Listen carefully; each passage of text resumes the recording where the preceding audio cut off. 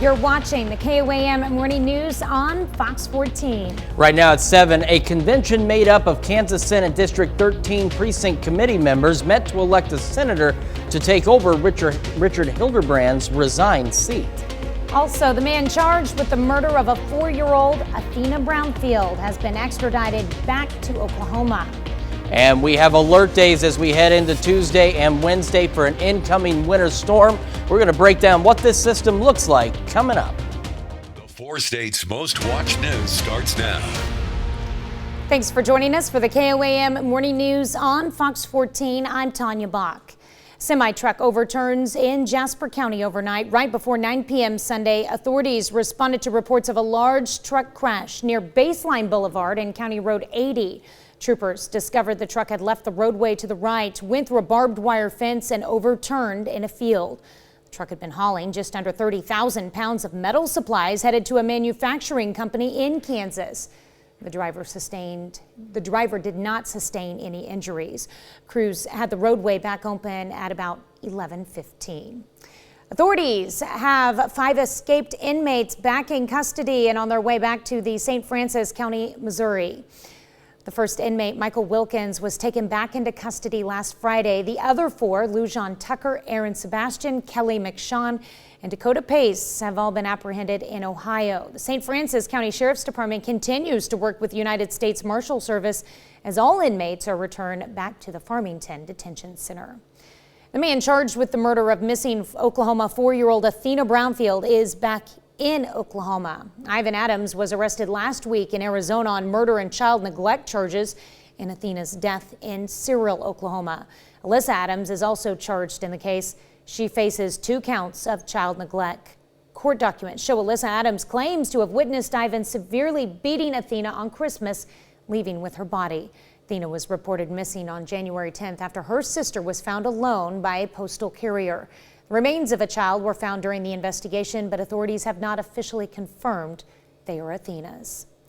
Well, convention made up of Kansas Senate District 13 Precinct Committee members meets on Sunday to elect a senator to take over Richard Hildebrand's resigned seat.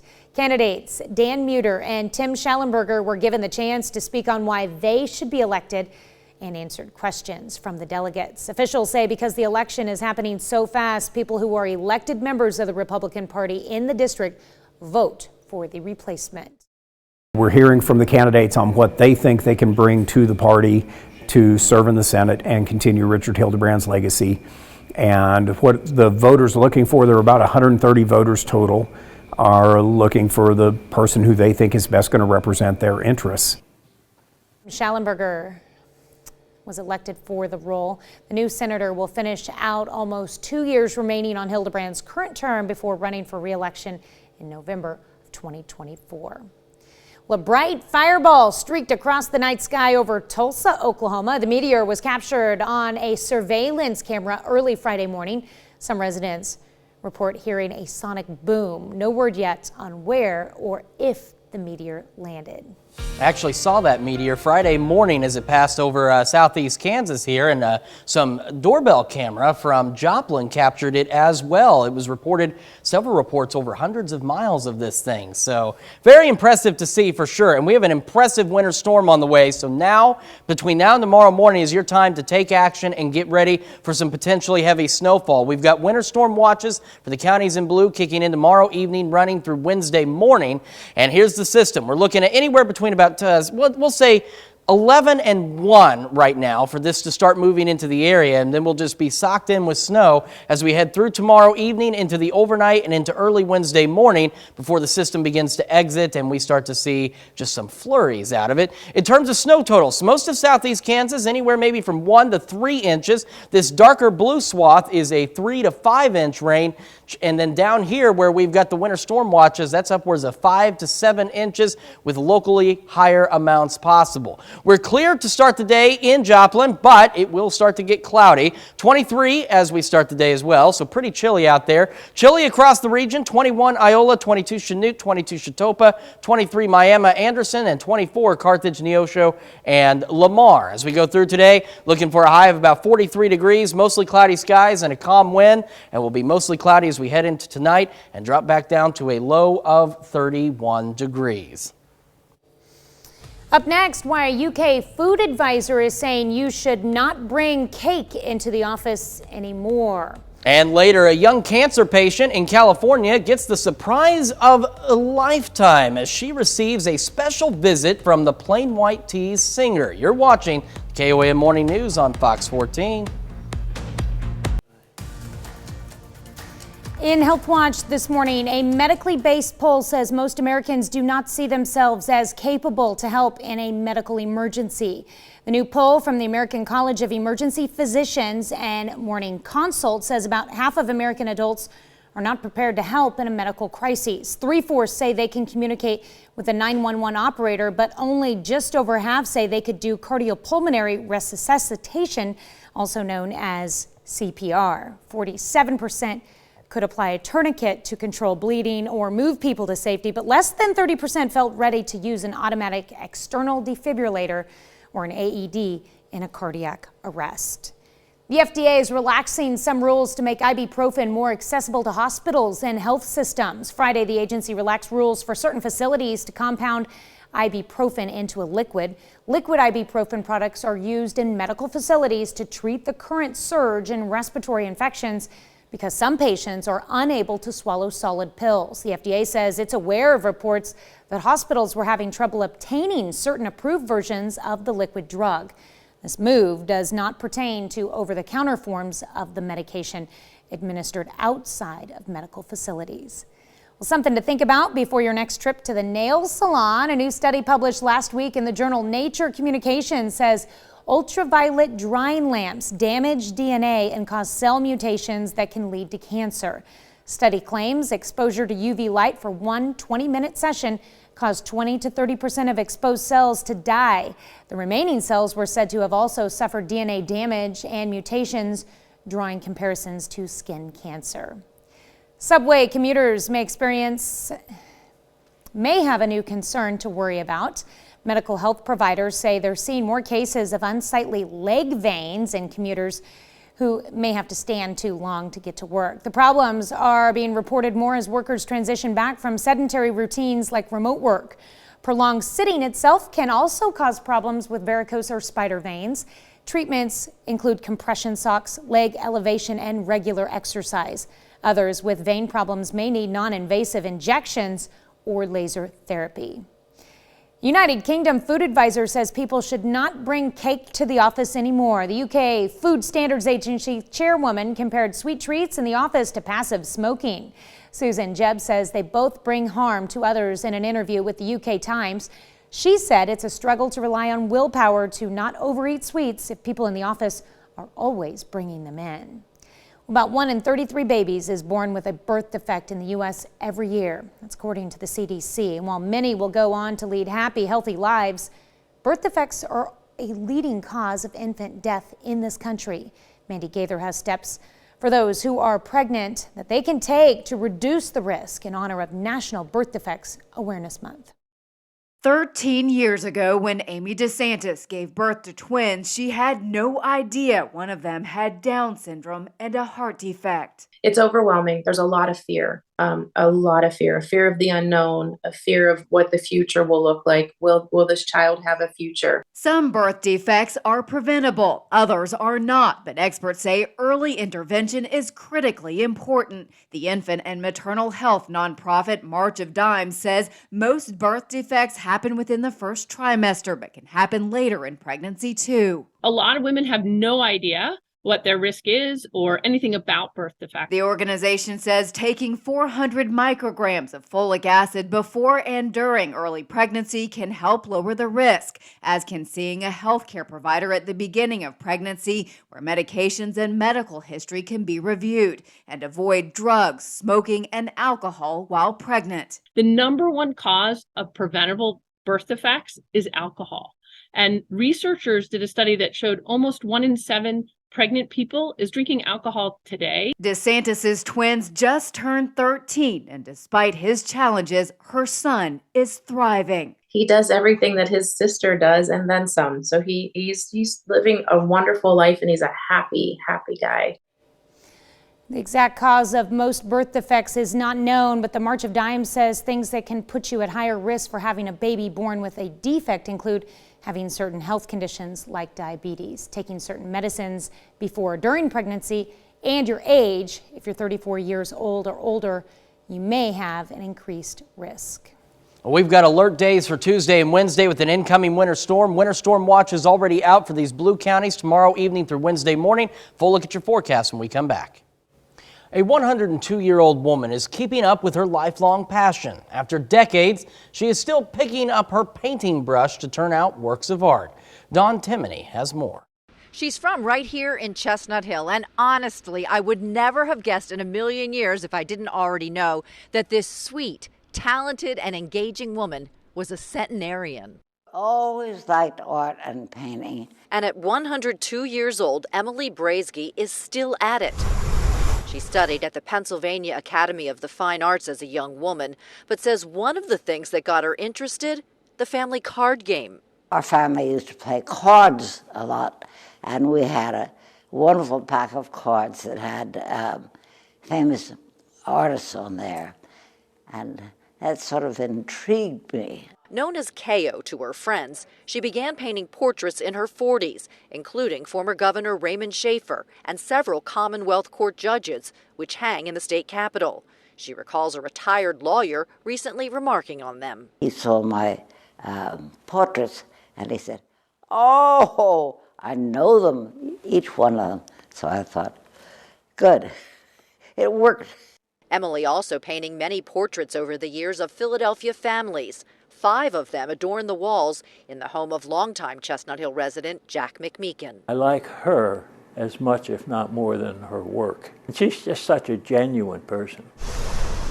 Emily grew up in Chestnut Hill, but has spent the last 20 or so years living in Cathedral Village in Upper Roxborough, where her home is pretty much her studio. This one I painted here. They were sitting right here on the sofa. This centenarian has painted all her family members, her daughters and grandchildren. This is a recent one of granddaughter Sarah. She says her style has changed and evolved from realistic to more abstract, as you can see by the work covering her walls.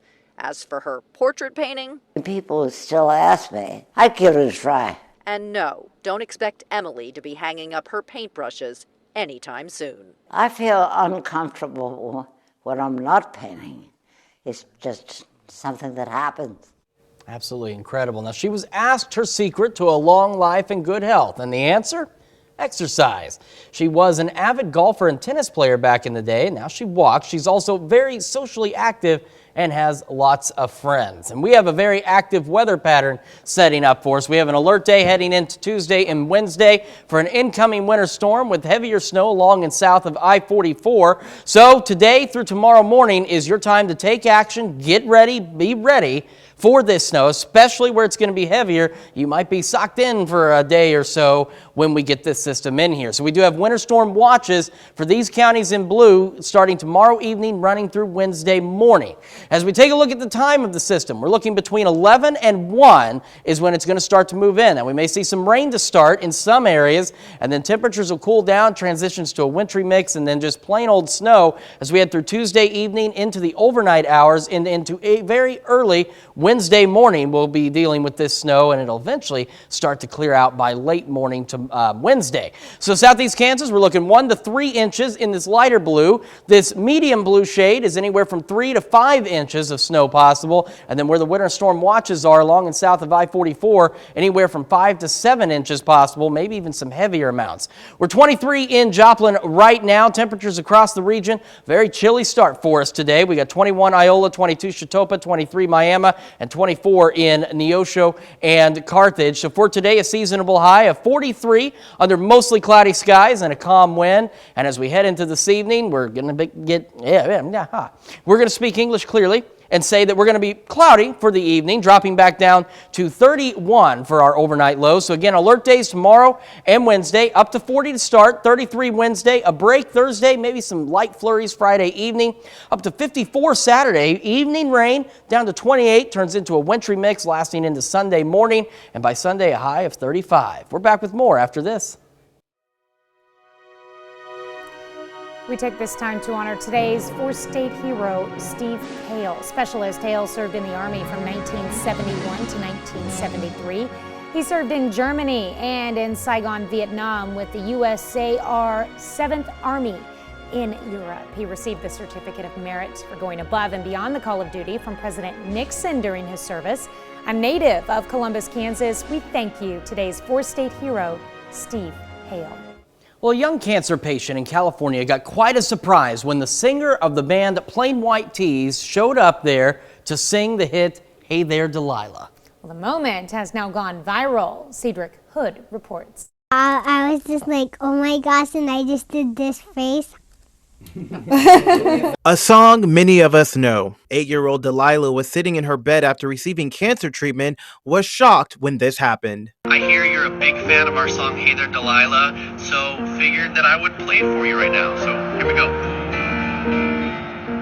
Actually, you know what? I got a better idea. Hang on a second. Oh my God! Hi, Delilah. Hey there, Delilah. What's it like in New York City? I'm 1,000 miles. The video has already been viewed over 15 million times. Delilah's mom, Samantha, says TikToker Isaiah Garza reached out to her wanting to make one of Delilah's dreams come true. Finally messaged him back and I'm like, okay, well, I don't know how you want to help her, but sure, let's throw some ideas out to me. And he's like, okay, well, tell me what she loves. What are some of the things she likes? And then when I told him that her favorite song was Hey There Delilah, he was like, oh, I have an awesome idea. This is Delilah's second wish granted. Back in December, she got to fulfill her dream of becoming a Los Angeles Rams cheerleader. Delilah is very spunky. She has a big personality. She is super neat. She loves to organize, as you can see her room. She loves to be outdoors and she's a nature person. Delilah and her family live in Bakersfield. However, throughout the year, they have to drive back and forth to the Los Angeles Children's Hospital for her treatments. This month makes it 4 years that Delilah has been battling cancer. And then they finally told us, yeah, she has stage 4 neuroblastoma cancer and it's in 95% of the bone marrow. And they told us specifically, like, she's gonna have to fight for her life. Since then, Delilah has had over 30 rounds of chemotherapy and radiation treatments. She uses art to keep her spirits up. What do you like to draw, paint? What do you like to do? I mostly like to do like food drawings, like burgers and spaghetti and like garlic bread and also grapes and strawberries and pineapple. Ready to tackle one painting at a time. You're gonna be a busy girl. We're gonna try to get you some customers, okay? Okay. All right, you up for the challenge? Yeah. And when she's filling up for it, Delilah's dad will go with her for a ride. It's a question I get asked a lot, like, man, how do you do it? How do you guys do it, you know? But we have no time to really sit down and contemplate on how we're gonna do it, you know? We have to get up in the morning and let's get the show on the road one more time, you know? Absolutely incredible. Well, anyone interested in donating or requesting a painting can go to the family's GoFundMe. Stories always get to you. I know. They really do. So she has some good artwork there too. Absolutely, she does. So make sure you check out their GoFundMe and get some artwork from her. We're back right after this. The 4 states' most watched news starts now. Welcome back to the KOAM Morning News on Fox 14. It's currently 7:28. Some Southwest Missouri students are on their way to a prestigious military academy. Senior Sammy Sims is one of the two from Carl Junction. She earned admission to West Point. Her visit to the academy was one of the biggest influences to go. And I fell in love. I loved the atmosphere there. I loved the campus. It's gorgeous. I loved the values that they have there and the education. It's a premier education and it's all paid for. I mean, I'm gonna get to go there. I'm gonna learn about leadership. I'm gonna be pushed to my limits. It's gonna offer so many opportunities. West Point graduates earn Bachelor of Science degrees and are commissioned as second lieutenants in the United States Army. Kansas U.S. Senator Jerry Moran paid a visit to Pitt State's Tyler Research Center to host the National Science Foundation's director, among many other guests. The goal is to host special guests to tour the research center and to learn more about the research and innovation happening there. The tour included a trip around the campus where they saw construction for the new simulation hospital at the Irene Bradley School of Nursing. They also visited the Kansas Technology Center. But we need to make certain that we don't lose some of our best talent and intellect by students who get educated here, but then have to find jobs someplace else in the country. And so the goal here is to make sure that Kansas is that place where our kids. Kansas Lieutenant Governor David Toland was also in attendance. On Friday, Carthage Junior High hosted its 4th annual Career Exploration Fair. It's an event where they invite local businesses to showcase the various careers and jobs available within the community. Students were given bingo cards with question prompts to help break the ice. Topics included questions like, did you have to go to college to start your career? And do you practice self-care to manage stress? We decided to pull in different people from all of those career pathways so that kids can actually find out, how did you get here? What kind of training did you take? Did you go to college? All of those kind of things, so that they can actually create their individual career and academic plan and be successful as they go through high school. The event concluded the district's annual College and Career Readiness Week. Well, some Carthage High School marketing and culinary students put their heads together to come up with a food truck project. Marketing class students divided in 10 groups to come up with their unique, realistic food trucks. Students came up with the name, logo, menu, design, and advertising strategies. While a machine class created a prototype of the truck, culinary class picked one item from the menu and created it. The marketing teacher says this lets the students see things from a real-world perspective. They get to collaborate on something that could be realistic for them. Food trucks are booming, and so they're really popular, and they're able to kind of use those skills to see it come to life. This is the second year the class is doing the project. Curl says they were able to make everything a little bit bigger this year. Well, this morning we're discussing medically assisted suicide. Now, Daytona Beach police got the call around 11:30 for someone shot on the 11th floor of Advent Health. Police are unsure how the gun made it into the hospital, but they knew it was planned. Jerry Gilland was terminally ill, so he and his wife Ellen made a pact about 3 weeks ago to go through with a murder-suicide if Jerry continued to take a turn for the worse. The goal was for him to do it, but he didn't have the strength to do it, so his wife had to do it for him. That brings us to our question for you this morning. Should medically assisted suicide be legal? So far, 75% of you say that it should be. 25% of you say it should not be. Make sure you take time to vote through our website, through our app, and of course take part in the discussion on our Facebook page. And we are tracking a winter storm moving into the area. We already have winter storm watches for those counties in blue. They kick in officially tomorrow evening and run through Wednesday morning. And this is what we're looking at. We're looking at the timing on this to be roughly between 11 and 1. And it may start as rain for some of us, but as temperatures drop, it'll transition to a wintry mix and then just plain old snow as we go through tomorrow evening, tomorrow night, and then even into early Wednesday morning. And some of us could see some hefty amounts of snow out of this system, at least hefty for our area. So let's take a look at what kind of snow we're looking at here. For southeast Kansas, majority of you guys will see roughly 1 to 3 inches of snow. This medium blue shade is a zone of about 3 to 5 inches, and then where we have these winter storm watches, we're looking at roughly 5 to 7 inches with locally higher amounts possible. Now right now, we're doing all right. We got a little bit of fog out there. We're mostly clear, 23 with a calm wind, but clouds will start building as we go through the rest of the morning and into the afternoon. We're 18 Neodesha and Parsons, 21 Chetopa, Miami, 23 Neosho, and 24 in Carthage and Lamar as we start our day. We're heading for a seasonable high today of about 43, but again, we'll be mostly cloudy with a light westerly breeze. As we head into tonight, we get cold, but not too terribly cold, down to 31 for our overnight low, and we'll hold on to those cloudy skies. And then we head into the 7-day, and this winter storm that we have here is not our only chance of wintry precipitation. So we have alert days for Tuesday and Wednesday. Be aware of this system.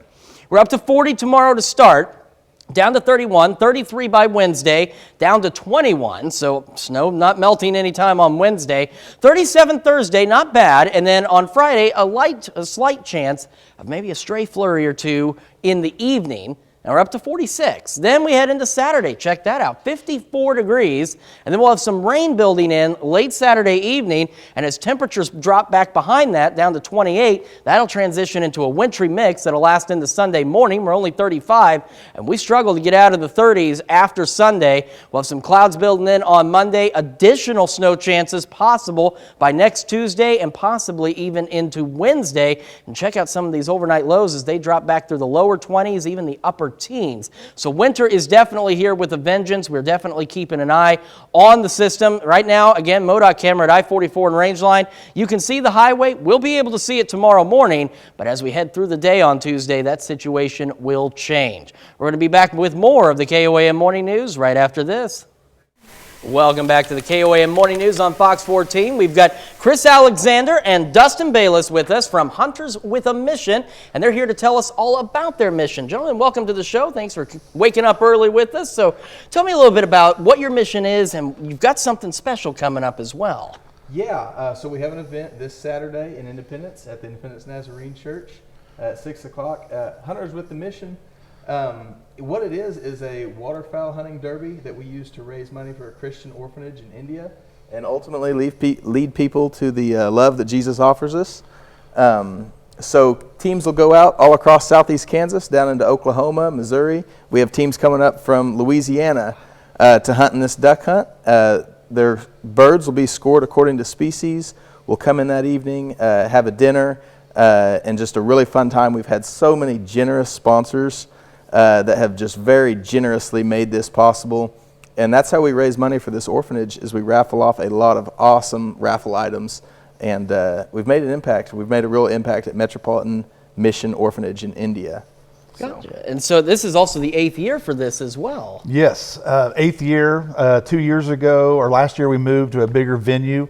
We've just been growing so much each year. And last year, we were able to raise almost $29,000 to go to this orphanage. So it's open to the public. What we try to tell everybody, it's free. Just come in, have a free meal, enjoy. We're going to have a speaker. Tony Thomas, who happens to be Phil Robertson's son-in-law, is going to speak for a little while and give his devotion. And then after we draw prizes, tickets for winners, which you can come and buy one ticket for $5. That's all it's going to cost you for the evening. Yep. And then the following day on Sunday morning, Phyllis Thomas Robertson, Phil Robertson's daughter, is going to speak at the Lone Cherry Church in Havana, Kansas. So we've got a big weekend ahead of us. Yeah, certainly sounds like it. So a lot of excellent causes out there. What made you all pick this particular one to be the one you wanted to support? So, you know, the American dollar has a lot of value in America, but in India it has a lot more value. So we wanted to get the biggest bang for our buck, and we wanted the most people to be exposed to Jesus. And we thought, well, we can raise a little bit of money and we can spend it here, or we can spend it in India and we can bring a lot of people to the love that Jesus offers. So that's why we went with an orphanage in India. Orphans need love more than any of us, you know. Right. And it's a very receptive audience to the great news that Jesus offers us. So. All right, an excellent cause. So real quick, for information, where do people need to go? What do they need to know? Yeah, Hunters with Mission on Facebook. Basically, all our information's on that Facebook page. That's where you need to go, Hunters with Mission. It's just a group, and check it out for sure. And then we want you, of course, to come to Independence, Kansas, 6 o'clock this Saturday. And like I said, have a free meal, have a good time, very family friendly. All right, guys, thank you so much for coming in this morning. Appreciate Thanks for having us. Yep. And of course, we'll have all this information on our website as well at KOAMnewsnow.com. Be back with more right after this.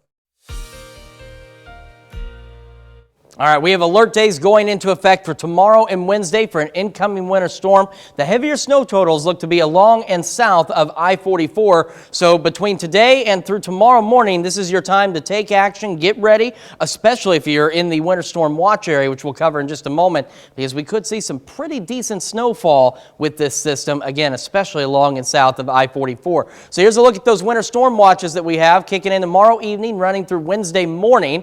And here's a look at the timing on this system. As we head into tomorrow, we're looking pretty good for the first part of the day, and then roughly between 11 and 1, we'll start to see some rain, maybe a wintry mix to build in around the noon hour, and then that'll transition to snow as we progress through Tuesday, and it'll just remain as snow Tuesday evening through the overnight hours, and then even some light snow hanging on very early Wednesday morning before this system does eventually clear on out of here. In terms of totals, southeast Kansas, we're looking at roughly 1 to 3 inches. This medium blue area, we're looking 3 to 5, and then again, where we have the winter storm watches, we're looking at 5 to 7 inches with some locally heavier amounts possible. We're 23 in Joplin, clear skies, a little bit of fog out there, but not too bad. However, clouds will increase as the morning progresses. 20 Iola, 21 Chetopa, Miami, 23 Neosho, Anderson, and 24 in Carthage and Lamar. Now, as we start our day, we're heading for a high of about 43 degrees, so right around normal for this time of year. Mostly cloudy skies and a light westerly breeze. Winds remain calm heading into this evening.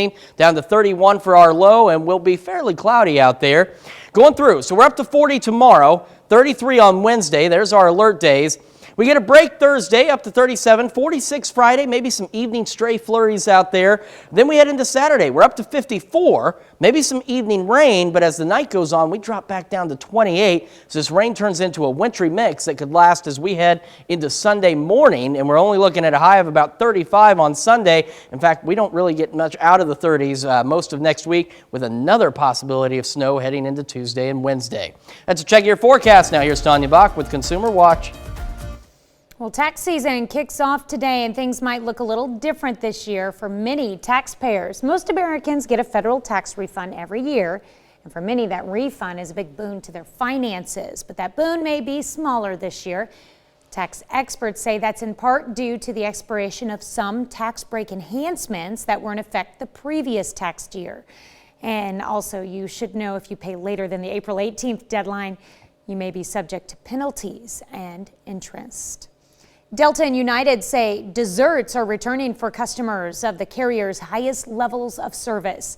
United Airlines Sunday Cart will again roll down the aisle for its Polaris business class during long international flights. At the moment, the ice cream cart is available on some flights out of San Francisco, with expanded service next month. Now, Delta Airlines returns its dessert cart to include ice cream, cake, cheese, and fruit. The airline industry scaled back in-flight offerings during the worst of the pandemic. Since then, domestic travel has surged, but there's been a lag in passenger volume for international flying. We'll be right back with more after this, but first, let's take a look at the market prices before the opening bell.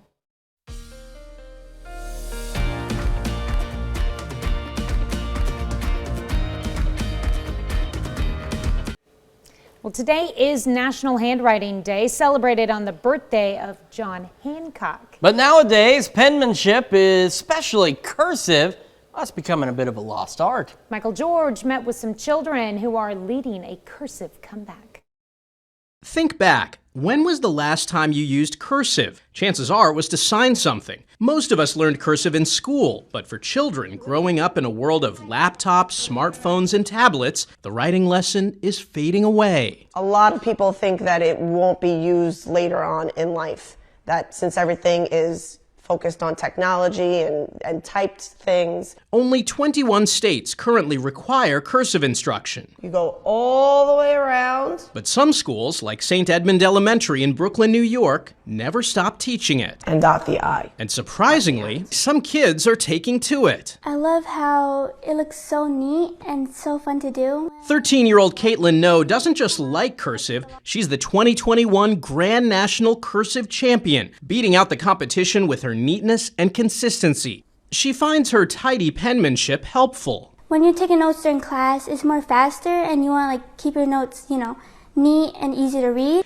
As an adult who abandoned cursive decades ago, I asked Caitlin to grade my work. Okay, what do you think? I think it's pretty good.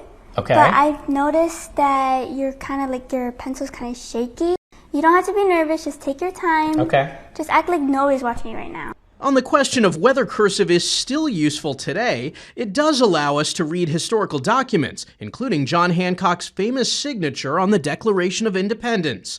And Lauren Mooney-Bear of the American Handwriting Analysis Foundation says we retain information better when we write by hand. There are so many studies that show that cursive writing uses more of the neurons in the brain and muscle memory because your hands got to use it. So cursive isn't a lost art yet. Any pointers, any tips? Yeah, you need to practice your D's and B's mostly. In fact, some kids are even better at it than adults. Michael George, CBS News, New York.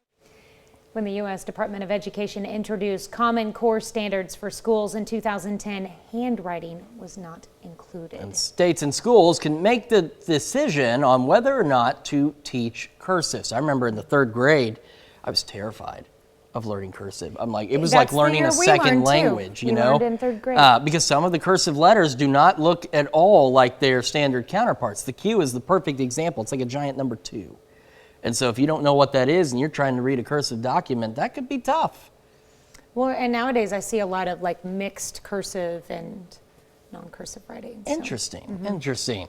Well, we've got a mix of precipitation coming into the area. Now, right now, we got a little bit of patchy fog out there. MoDOT camera I-44 and Rangeline, you can see the interstate, and we'll be able to see it tomorrow morning, but that will change as we have alert days for tomorrow and Wednesday. With an incoming winter storm, we're expecting heavier snow along and south of I-44. So today is your take action day. You've got until about tomorrow morning to make sure you're ready, especially along and south of I-44. And we'll talk about that in just a second, as we are expecting some areas to get some hefty amounts of snow. So here's the winter storm watches that we currently have in effect, and they kick in tomorrow evening and run through Wednesday morning. Here's the timing on this thing. We're looking at roughly between 11 a.m. and 1 p.m.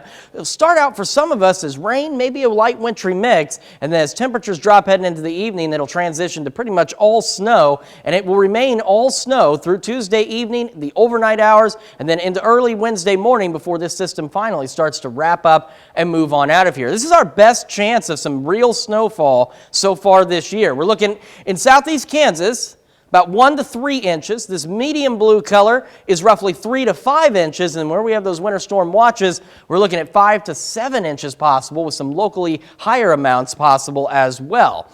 Right now, though, we're 23. We have the clear skies. Clouds will start rolling in pretty quickly this morning. Around the region, we are cold. 20 in Iola, 18 Parsons, 21 Miami, 23 Neosho, and 24 in Carthage. We're heading for a seasonable high of 43 today, a light westerly breeze, and mostly cloudy skies. Will remain cloudy heading into tonight as we drop back down to a low of 31. And as we look ahead, so we're up to 40 tomorrow. Of course, we have our alert days, up to 33 Wednesday. 37 Thursday, maybe a stray evening flurry on Friday, and 46. 54 Saturday, evening rain. Temperatures drop to 28, turns into a wintry mix that could carry into Sunday morning, and a high of 35. So more than one possibility for wintry precipitation this week. We got a lot more of the KOAM Morning News right after this. Welcome back to the KOAM Morning News on Fox 14. Here's what's happening today. Authorities in Monterey Park, California say a 72-year-old man, Hui Can Tran, is suspected in the deadly mass shooting that left 10 people dead at a dance hall, took his own life after the attack. Investigators are still looking for the motive for the deadly gun violence that shocked the community, comprised mostly of people of Asian descent. At least 10 others were injured in the rampage. New developments over the weekend in the investigation of President Biden's handling of classified documents. The president's private lawyer said the FBI conducted a nearly 13-hour search of his Wilmington, Delaware home on Friday. In a statement, attorney Bob Bauer said investigators found 6 items consisting of documents with classification markings and surrounding materials from President Biden's time as vice president and senator. Sources tell CBS News that President Biden is set to choose Jeff Zients to serve as his next chief of staff. Zients is the Biden administration's former COVID-19 policy czar. As chief of staff, he would succeed Ron Klain, who is preparing to step down after about 2 years in the role. All right, now for today, we've got a calm westerly wind, 43 for a high, mostly cloudy skies. We'll stay cloudy into tonight, down to 31 for our overnight low. And then we have alert days for Tuesday and Wednesday with an incoming winter storm. Some of us, especially along and south of I-44, could see anywhere from upwards of 5 to 7 inches of snow with this system. So do be aware of that. Do be prepared for that. We're looking at it start moving into the area between about 11 and 1 tomorrow. After that, a break Thursday, Friday, then rain Saturday and 54, turning into a wintry mix Saturday night into Sunday morning, and only 35 on Sunday. So we do have this big winter storm coming into the area. We are certainly tracking this. You need to be prepared. Winter storm watches for counties south of I-44 right now. They go into effect tomorrow evening and will run through Wednesday morning. And then on top of that, like I said, southeast Kansas, we're looking at maybe 1 to 3 inches of snow. There's a little swath right along I-44, about 3 to 5 inches of snow. And then south of that, we're looking at that 5 to 7 inch range and potentially higher amounts in some locations. So this is our first significant snow of the season, so do be prepared. And we'll, of course, keep an eye on it, keep you updated on totals and timing as we go through today and into tomorrow morning. So now's your time to prepare. For sure. Well, thanks so much for letting us put the good in your morning. We'll be back with more news and snowy weather at noon. Have a great morning and an even better day.